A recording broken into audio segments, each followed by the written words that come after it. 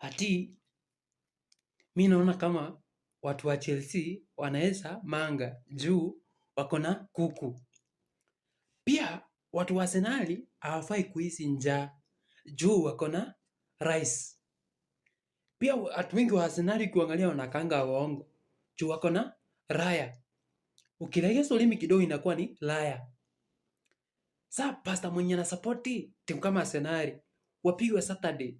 Alafu Sunday ako kanisani anaimba ati nitanyamaza kimya atanipigania Yesu. Unajua hata Yesu mwenyewe anaweza kukusanga juu mmepiwa mkiwa na Gabriel na Jesus. Alafu timu kama Arsenal mbona wako na watu wa Biblia sana? Gabriel alikuwa kwa Biblia.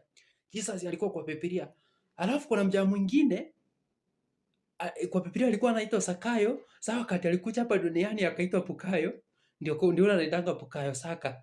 Huyu Pukayo anaweza akasaka hizo goli na arudishie. Pia timu kama kama Aston Villa wakienda kuchukua pesa hawezi wakaandikiwa check juu wako na cash.